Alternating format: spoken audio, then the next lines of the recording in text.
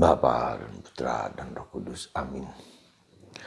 Allah yang penuh kasih, kami bersyukur kepadamu bahwa gereja kami, gereja Katolik, melaksanakan apa yang telah dilakukan oleh gereja awali, para rasul, yang menyelesaikan masalah yang pelik soal sunat dengan cara yang sangat-sangat elegan, bahwa mereka yang tidak bersunat pun patut dan layak untuk diselamatkan, dan mereka mengutus Paulus, Barnabas, Yudas, dan Silas untuk mewartakan hasil sinode mereka yang pertama, hasil konsili Yerusalem yang pertama.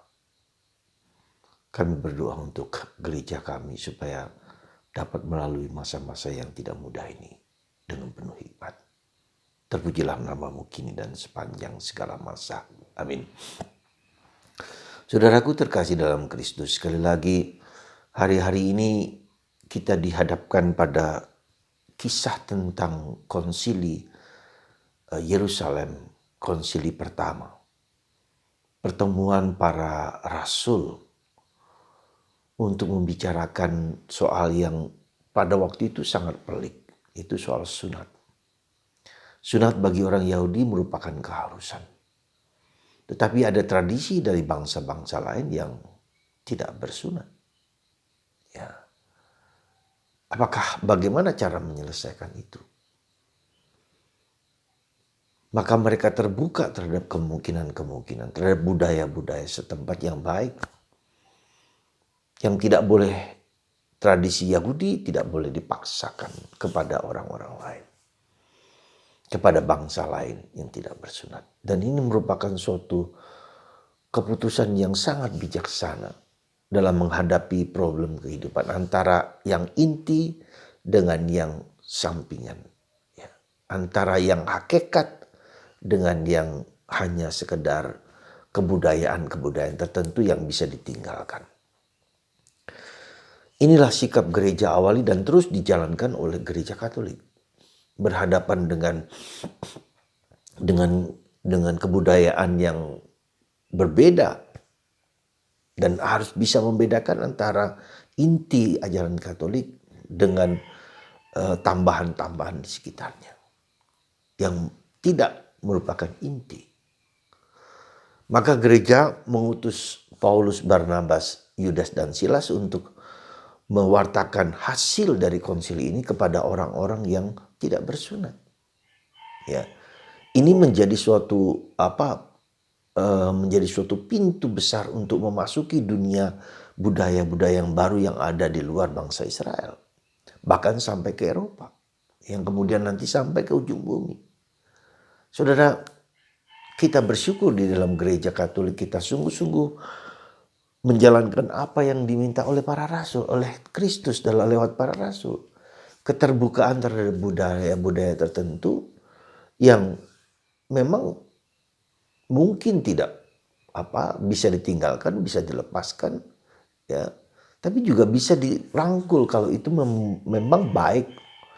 Maka apa yang mulia, apa yang tulus, apa yang jujur, apa yang indah, itu pantas untuk dipertahankan. Gereja Katolik harus semakin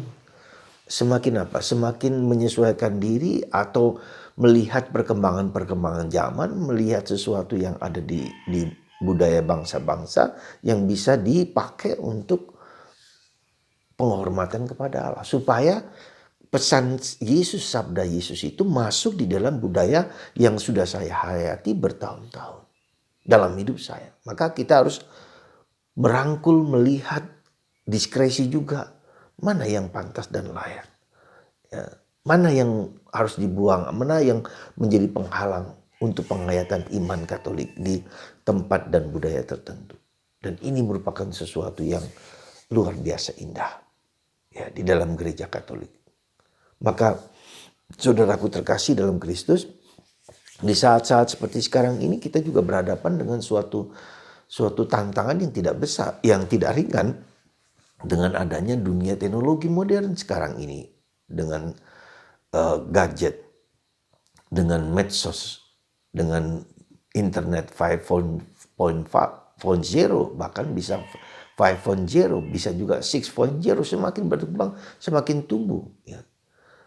Semakin canggih, semakin luar biasa dengan kemampuan dan daya-daya manusiawi. Tapi juga bisa berbahaya dalam batas-batas tertentu. Seperti yang kita lihat akibat dari post-truth, ya, kejahatan, kebohongan yang terus-menerus diulang itu bisa menjadi kebenaran. Seperti nampak dalam masyarakat kita yang serba viral, pokoknya viral. Soal kebenaran itu soal lain. Ya, yang penting adalah orang merasa senang, emosinya diubrak-abrik, emosinya dilanjutkan, dipertahankan, diperjuangkan. Dan itulah saudaraku terkasih, zaman yang terus berubah. Apa yang bisa kita petik dan kita pangkai untuk karya keselamatan Tuhan. Kita memakainya semua, ya, kehendak-kehendak yang budaya-budaya tertentu untuk bangsa-bangsa manusia, keselamatan umat manusia. Saudara, itulah yang harus kita perjuangkan terus-menerus, menyesuaikan diri dengan situasi dan keadaan yang baru. Injil hari ini mau mengingatkan kita akan sekali lagi akan kasih, ya. Untuk saling mengasihi, untuk saling mencintai. Salah satu unsur penting dari kasih itu adalah korban. Berani mengorbankan diri untuk keselamatan dan kebaikan orang lain. Sekali lagi, dalam gradasi moral dari Lawrence Kohlberg, ya, tahap pertama adalah egois.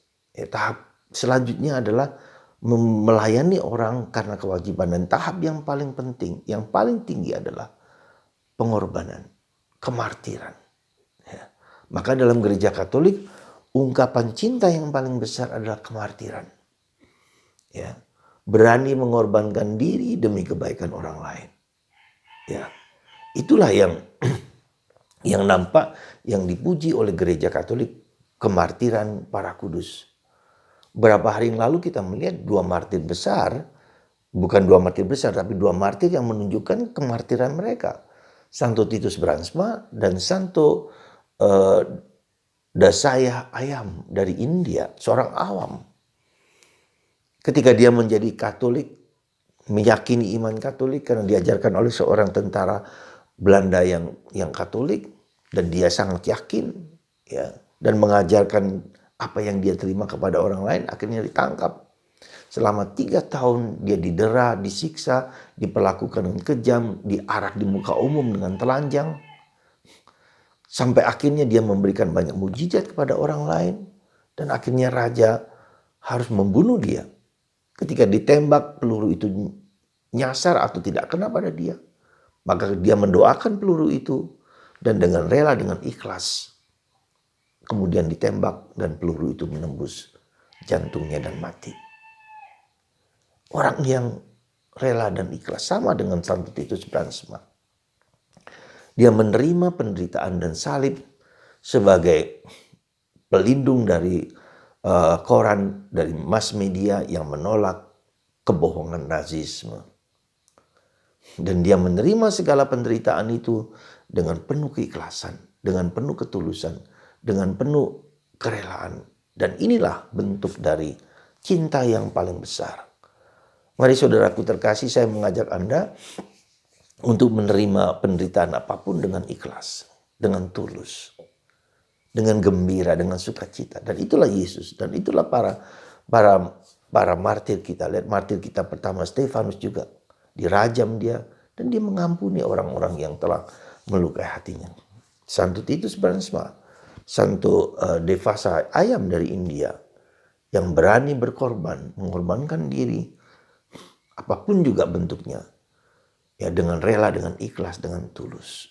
Mari saudara, semoga Anda dan kita semua ketika menghadapi salib, ketika menghadapi apapun, keikhlasan, ketulusan, kejujuran adalah kunci dari penghayatan kita. Semoga Anda dan saya melihat, mengalami bahwa ketulusan hati untuk menerima, menjalani semua, bahkan salib sekalipun, dengan ikhlas, dengan gembira, dengan sukacita, meski tidak mudah. Tuhan memberkati Anda semua, berkati kita semua supaya bisa menerima segala sesuatu dengan keikhlasan dan ketulusan, dengan kerelaan dan kepasrahan. Tuhan memberkati kita semua, Bapa, Putra, dan Roh Kudus.